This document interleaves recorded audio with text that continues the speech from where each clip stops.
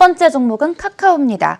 어제장 0.72% 오르면서 48만 8천 원의 상승세로 마감을 했습니다. 카카오가 5대1의 액면 분할을 예고하면서 급락장에서 상승세를 보이고 있습니다. 액면 분할로 거래량이 늘어날 수 있다는 호재 덕분인데요. 시청자님 현재 수익 중이신데 계속 홀딩해도 괜찮을까요? 일단 무조건 홀딩할 게 아니라 만약에 여기서 한 48만 원 여기를 좀 깨게 되면 비중을 한 3분의 1이나 절반 정도 줄였다가 저점 매수를 하는 게 좋습니다. 물론 액분을 하게 되면 주가가 상승하네요. 삼성전자도 그랬잖아요. 삼성전자 주가가 상승을 했지만 일시적으로는 눌러주거나 행보가 나온다고요. 그러니까 이 종목이 올라가려면 여기서 한 일주, 다음 주는 뭐 조정을 받아도 괜찮아요. 그러나 일주 후에도 상승이 안 나오거나 특히 47만 원 이하로 이탈하게 되면 이 종목은 또 조정을 받았다 가거든요. 그러니까 좀 비중 조절을 좀 하시면 좋을 것 같습니다. 앞으로 1, 2주 후에 결판이 날 테니까 비중 조절을 했다가 저가 매수에 잡아서 좀 오래 또 두고 있다면 또 좋은 결과를 만들어낼 것 같습니다. 네, 카카오 첫 번째 종목 카카오 만나보셨습니다. 두 번째 종목 만나보도록 하겠습니다. 두 번째 종목은 SK하이닉스입니다. 매수가 11만 5천 원에 보유 비중 25% 보유하고 계십니다. 네, 전거래일 4.71% 내리면서 14만 1,500원에 마감을 했습니다. SK하이닉스가 EUV 스캐너 장비에 4조 7,500억 원을 투자하겠다는 소식에 최근 강세를 보였었습니다. 시청자님 현재 수익 중이신데 언제쯤 수익 실현하면 좋을까요? 좀 기다려봐야죠. 우리 MC님께서 공부를 열심히 하셨네요.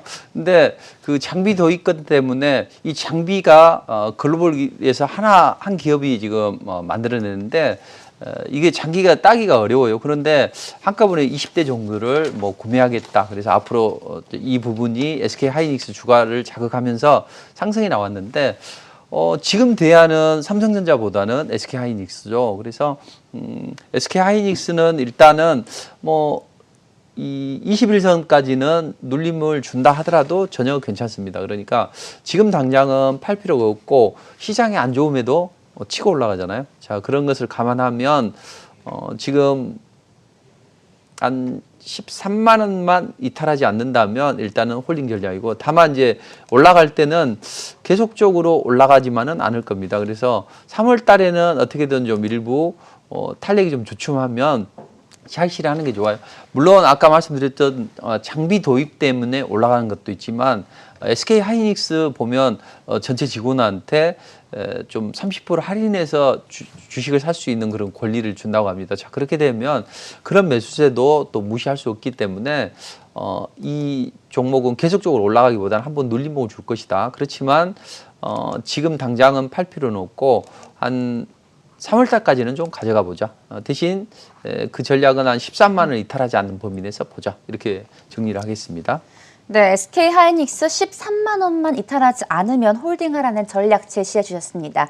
이어서 세 번째 종목 넘어가 보도록 하겠습니다. 세 번째 종목은 삼성전자입니다. 매수가 8만 7천 원에 비중 30% 보유하고 계십니다.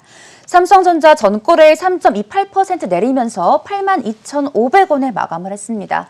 네, 최근 디램 가격 급등과 낸드 턴어라운드로 메모리 반도체 업황이 빠르게 개선이 되면서 삼성전자의 수혜가 전망이 되고 있습니다. 시청자님 현재 손실 중이신데 계속 가져가면 효자 종목 될 수 있을까요, 대표님? 속은 썩히다가 효자가 될 수 있죠. 우리 어렸을 때 말 안 듣는 그런 아들이 나중에 효자 노릇한다 이런 이야기 있잖아요. 자, 그렇게 될 수가 있다는. 당장은 좀 조심을 좀 해야 됩니다. 왜냐하면 뭐 최근에 뭐 반도체 디램 쇼티지나 뭐 또 낸드 쪽도 좋아진다, 뭐 여러 가지 좋은 이야기는 많이 나오고 있습니다. 그렇지만 당장 수급이 개선이 안 돼요. 삼성전자를 핸들링하는 게 외국인이라고요. 금융투자나 이쪽은 따라가는 입장이고 제가 보기에는 외국인들인데, 외국인들이 최근에 좀 달러가 좀 달러 약세가 좀 주춤했잖아요. 그러면서 비달러 자산 쪽에 투자했던 게 다시 미국 쪽으로 투자를 하거나 또는 공매도 재개가 늦어지면서 약간 좀 빠져나가는 그런 측면이 있을 거라고요. 자, 그 자금이 일시적으로 빠져나가다 보니 삼성전자가 맥을 못 치고 있는데 일단 제가 60일선 언더로 빠졌을 때나 60일선 근처에서 급락이 나왔을 때 주로 매수하라고 지금 말씀드리죠. 근데 삼성전자는 중요한 변곡점을 1, 2주 후에 겪게 됩니다. 여기서 1, 2주 후에 잘 조정을 마무리를 안 하면 조정을 받을 수가 있어요. 왜 그러냐면 자, 지난번에 한번 상승을 할 때 강력하게 한번 흔들고 왔죠. 이때 보면 21선이 60일선을 데드크로스를 안 했다는 거죠.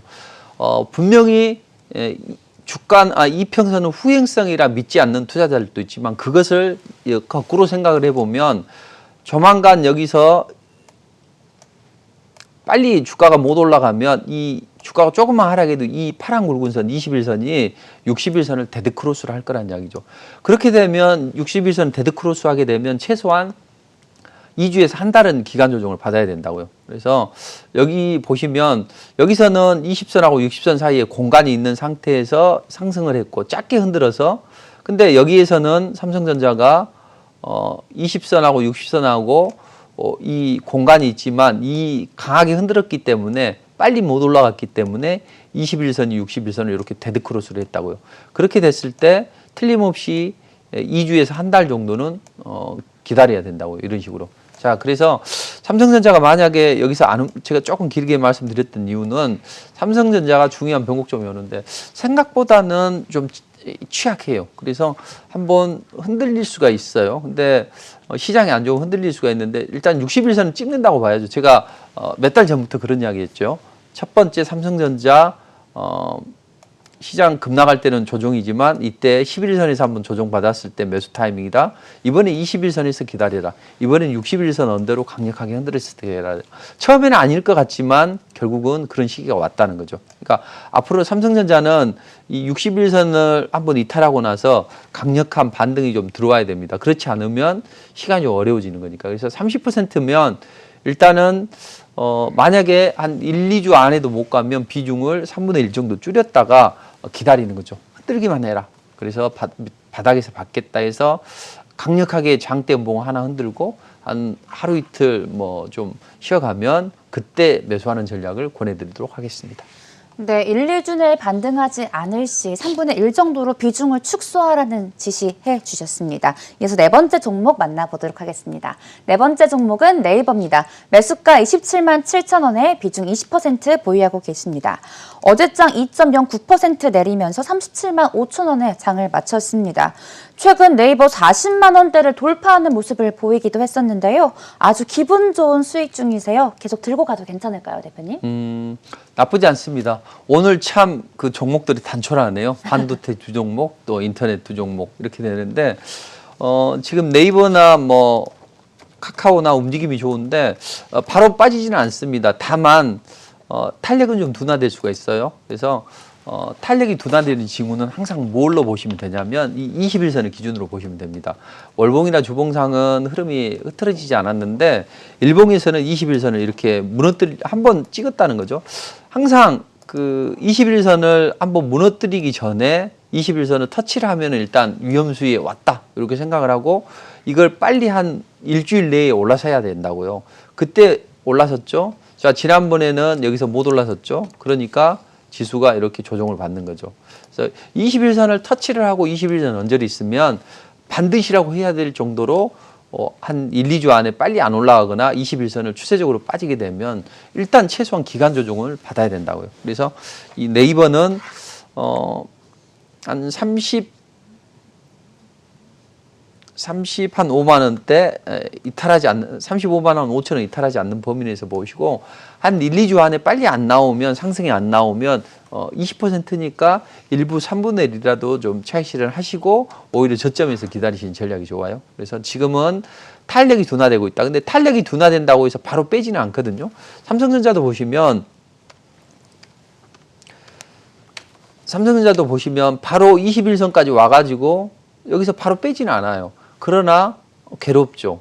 여기서 등락하고 결국은 시간만 잡아먹는 하마가 된다고요. 그러니까 물론 네이버 좋은 종목이고 추가 상승 여력 충분히 있습니다. 다만 제가 횡보가 길어지면 안 된다 했죠. 그래서 이 종목도 한 1, 2주 사이에 못 가거나 21선을 좀 이탈하게 된다. 이랬을 때는 비중을 좀 줄여놨다가 오히려 저가 메리트가 생겼을 때 저점에서 잡는다면 훨씬 수익률이 배가 될 걸로 보여집니다. 시청자님 안녕하세요. 안녕하세요. 네, 반갑습니다. 네, 오늘 어떤 종목 상담 원하실까요? HD 현대산업개발이고요. 네. 네, 그게 제가 오래됐어요. 그래서 한 6만 원 좀 넘거든요. 네. 그리고 비중 한 30% 정도 되고요. 그리고 이게 이거를 어느 정도에서 매도를 해야 될지, 네네. 그리고 저점 매수를 또 어떻게 해야 될지를 몰라서요. 네. 네, 알겠습니다. 그걸 좀 알려주시라고. 근데 매수하신 지 조금 오래 되셨나 봐요. 예. 네, 알겠습니다. 걱정 많으실 것 같은데 저희 대표님께 빠른 상담 도와드리도록 하겠습니다. 예. 네. HDC 현대산업개발 매수가 6만 원에 비중 30% 보유하고 계십니다. 어머님 목소리가 굉장히 많이 안 좋으세요. 매수하신 지 좀 오래되신 것 같은데 어떻게 대응하는 게 좋을까요, 대표님? 6만 원요, 30%. 네. 최근에 외국인 기관 수급도 좋지 않거든요. 근데 이제 바닥권이에요. 그리고 단기적으로 바닥권이긴 한데 이제 단기적으로 좀 매물 부담을 좀 느끼는 구간이고, 근데 비중을 줄이려면 지난번에 한 2월 달에 이때 좀 비중을 좀 줄여줬던 게 맞는데 지금 조금 늦었다는 이야기죠. 그렇다면 지금은 이제 내려오면 한 2만 5천 원 정도면 이제 또 저가 매력이 되게 형성이 돼요. 근데 30%니까 지금 오래 기다리셨으니까 지금 같은 경우는 좀 기다리시는 전략을 권해드립니다. 왜냐하면 지금 파시라 해도 못 파실 것 같거든요. 그리고 좀 시간을 좀 기다리다 보면 이제 반등이 나올 수 있어요. 물론 일시적으로 조정은 받을 수가 있습니다. 그래서 30%면 이렇게 하시는 전략도 좋을 것 같습니다. 지금 이 종목은 무조건 앞으로 한 1, 2주 사이에는 반등이 나와서 21선에 안착하고 그 다음에 상승이 나와야 되거든요. 이게 그래서 21선에 안착이 나오고 상승이 나와야 되기 때문에 더 빠지면 안 된다고요. 만약에 여기서 더 시간이 오래 걸리면 한 달까지도 걸릴 수 있고 2만 5천 원까지도 내려올 수 있거든요. 그러니까 이렇게 한번 해보시는 전략이 좋습니다. 만약에 시장이 정말 조정이 좀 깊어지거나 아니면 한 1, 2주 사이에 반등이 안 나온다 그러면 비중을 3분의 1 정도 줄여요. 그래서 이 121선이 포진이 되어 있는 3만 4천 원대 여기까지 내려온다면 그때는 그 매도 물량을 재매수를 하고 이렇게 하는 전략이 좋은데, 그렇다 하더라도 지금 6만 원이기 때문에 좀 속상하실 거라는 이야기죠. 이게 또 바로 올라갈 수 있는 그런 상황도 아니거든요. 기간 조정을 받아야 되니까. 그래서 저는 가능하시다면 자꾸 우리는 한 종목에만 매여서 물타기를 하려고 하는데 그거보다는 오히려 더 좋은 종목, 또 상승 초기 종목, 물리지 않을 종목을 오히려 뭐 좀 물리더라도 기다리면 또 올라가거든요. 그러니까 자리를 잘 선택하셔야 돼요. 이런 자리라면 약간씩 어느 자리에 들어가든지 좀 몰리더라도 결국은 올라간다고요. 그러니까 좋은 종목이긴 하지만 선택이 문제고 이 종목만 물고 늘어질 필요는 없다 저는 보는 것이고요. 30%라면 비중을 좀 줄였다가 이런 상승 초기 종목을 오히려 좀 잡아둬서 이번에 좀 지수가 급반등이 나오면 그때 좀 차익 실현하고 나중에 이게 올라갈 때가 됐을 때 그때 좀 접근하는 전략을 권해드리도록 하겠습니다. 그래서 이제 물론 그럼 종목을 내가 잘 선정할 수 있다면 왜 이런 고민을 하겠냐 이렇게 반문하실 수 있어요. 그래서 그런 분들을 위해서 제가 무료 공개 방송에서 자세하게 앞으로 이 다음 주에 어떤 업종이나 어떤 종목들이 올라갈 수 있다. 그러니까 대형주는 이걸 사고 테마주는 이걸 사십시오 하고 제가 전략을 드린다고요. 그러니까 꼭 참석하셔서 교체 매매할 수 있는 종목들, 그리고 앞으로 시장이 어느 시점에서 반등이 나올지 또 어떤 섹터가 좋아질지를 잘 좀 다지시고 좀 좋은 투자 전략을 가져가시는 전략을 권해드리도록 하겠습니다. 네, 1, 2주 내 반등이 없을 시 3분의 1 정도로 비중을 축소하라는 코멘트, 그리고 가능하시다면 교체 매매하라는 코멘트까지 해주셨습니다. 네, 저희가 시간 관계상 다음 전화 상담은 없고요. 문자 상담으로 넘어가도록 하겠습니다. 다음 종목은 셀트리온 제약입니다. 매수가 17만 3천 원에 보유 비중 30% 보유하고 계십니다. 어제장 4.83% 내리면서 15만 3,700원에 마감을 했습니다. 시청자님 현재 손실 중이신데 셀트리온 제약 어떻게 대응하는 게 좋을까요, 대표님? 17만 3천 원이면 지금은 기다려 보셔야죠. 왜냐하면 최근에 셀트리온 그룹주들이 뭐 항체 치료제 때문에 좀 강한 움직임이 나왔었는데 생각보다는 기대에 못 미쳐요. 그래서 실망 매물이 나오면서 주가가 제자를 찾아가고 있는데 항상 주가는요. 상승을 한 지점까지 내려오게 됩니다. 여기가 급등이 시작됐잖아요. 그러니까 최소한 여기까지는 내려온다는 이야기죠. 근데 지금 던지기에는 너무 아깝다는 이야기죠. 왜냐?